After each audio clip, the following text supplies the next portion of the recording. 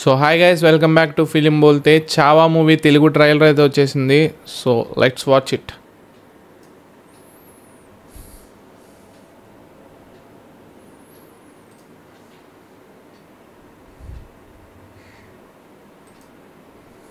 ఛత్రపతి శివాజీ జన్నత్ చేరుకున్నారు జన. ఆ దక్కన్ని మన మొఘలాయులు దక్కించుకోవడం ఎంతో దూరంలో లేదు. మరాఠాల సింహం లేనప్పటికీ తన వేటని చావా కొనసాగిస్తాడు. ఎవరది? సత్యదేవా? ఎన్టీఆర్ అనుకున్నా మావా, మొత్తం కొలాప్స్ మావా. రే సెట్ అవ్వాలా, వాయిస్ సెట్ అవ్వాలా, డబ్బింగే సరిగ్గా సెట్ అవ్వాలా అసలు. చే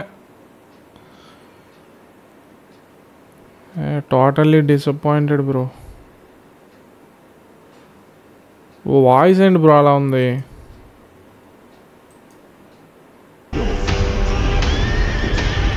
మరాఠా సామ్రాజ్యానికి వ్యతిరేకంగా ఎవ్వడు ఆలోచించినా చీల్చి చెండాడుతాను.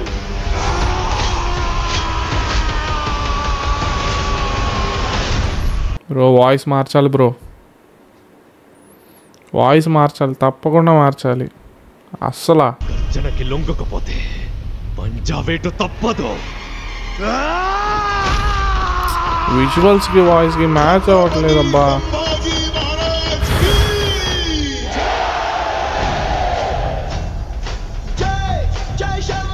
ఈ యుద్ధం స్వరాజ్య సాధన కోసం చేసే సాంగ్స్ కూడా సరిగ్గా రాలా. పోనీ రష్మిక వాయిస్ అనేది కొంచెం బాగుంటే పర్లా. యజ్ఞం ఆ మహాదేవుని సాక్షిగా ప్రతి పౌరుడి సంరక్షణ. సత్యదేవ్ కూడా కాదనుకుంటా. సాక్షాత్ ఈశ్వరేచ్ఛ. ఎంత బాగుంటది ఈ సీను. మేము ఔరంగజేబును కలవడానికి వెళ్తున్నాం. కళ్ళల్లో కించిత్ చింత కూడా లేదు. భోన్స్లే వంశంలోని ప్రతి మగవారు ప్రళయంతో సమానం. అవ్వా మా రష్మిక వాయిస్ ఎంత దరిద్రం చేశాడంటే, అది తెలుగు కదా, అది డబ్బింగ్ చెప్పుకోవచ్చు కదా. అది మరీ అంత ఖాళీ లేకుండా చచ్చిందా అనకూడదు, కానీ ఏంటిది? కనీసం తన డబ్బింగ్ తను చెప్పుకోవచ్చుగా. పర్వతాలే అడ్డుకోలేని ధాటిని కంకర్రాలేం చేసి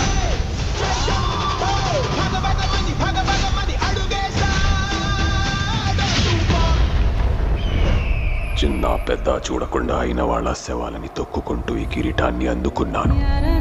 ఇందు కొంచెం బాగుంది వాయిస్. మళ్ళీ ఈ కిరీటాన్ని ఆ పొగరుబోతు సంబా చావు కేకని హిందుస్థాన్ మొత్తం విన్నాకి ధరిస్తాను. అది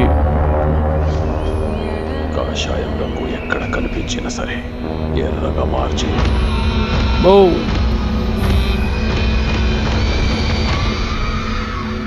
సమయం ఆసన్నమైంది. మెరుపు దాడి చేద్దాం.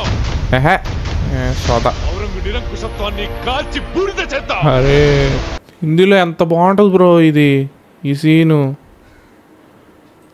ఎంత బాగుంటది. పండాగాలు పన్నినా సరే ప్రతి వ్యూహాన్ని ఛేదిద్దాం. ఛత్రపతి శివాజీ మహారాజ్ స్వప్నాన్ని సాకారం చేసి తీరుతాం. జై భవానీ. నమః పార్వతీ పతయే. హర హర మహాదేవ్. హిందీలో ఆ డైలాగ్ ఒకటి గూస్ బంప్స్ వచ్చింది నాకు. సమగ్ర మరాఠా సామ్రాజ్యంతో పాటు నేను కూడా ఎదురు చూస్తుంది ఈ రోజు కోసం. మీ నమ్మకం మాకు తోడుంటే యుద్ధం కూడా ఉత్సవమే. వీడిని ఎలా హింసించాలంటే చావు కూడా వీడిని చాలిపడి చంపాలి. ఆ చావు నా గాలిగజ్జ కట్టి రుద్ర తాండవం చేస్తాను. ప్రతి మరాఠా ఇంట్లో ఒక శివ. మంచోడితో డబ్బింగ్ చెప్పొచ్చు కదా అబ్బా. గీతా ఆర్ట్స్ ఏం చేస్తున్నారు మీరు? వాయిస్ డబ్బింగ్ మార్చండి ప్లీజ్. 4 days టైం ఉందిగా. ఎన్టీఆర్ అన్నంత తెప్పిండి అబ్బా. ఎవరో ఒకళ్ళు కనీసం సెట్ అయ్యేది బ్రో. ఎన్టీఆర్ కనుక ఈ షార్ట్స్ తీసుంటే హర హర హర మహాదేవ్ అన్న ఒక్క సౌండ్ వచ్చుంటే ఎన్టీఆర్ అన్నది బ్లాస్ట్ బ్రో. థియేటర్స్ అన్నీ బ్లాస్ట్ అయిపోయాయి. అసలు ఫిక్స్ అయిపోయాం ఎన్టీఆర్ వాయిస్ అని. VD12 టీజర్ రాగానే ఆ ఎన్టీఆర్ పక్కా అనుకున్నాం. మొత్తం చెడగొట్టేశారు. అదేలే, అన్నకు కూడా ఖాళీ ఉండాలి కదా, వాటిల్లో బిజీగా ఉంటారు కదా. అయినా ఎన్టీఆర్ నీల్ ఎన్టీఆర్ కనుక చేసుంటే బాగుండేది బ్రో. చెప్తున్నా కదా ఎక్కడికో వెళ్ళిపోయి ట్రైలరు. డబ్బింగ్ నాకు అసలు నచ్చలా. మొహమ్మద్ చెప్పేస్తున్నా, డబ్బింగ్ నాకు అసలు నచ్చలా. మీరేమన్నా అనుకోండి.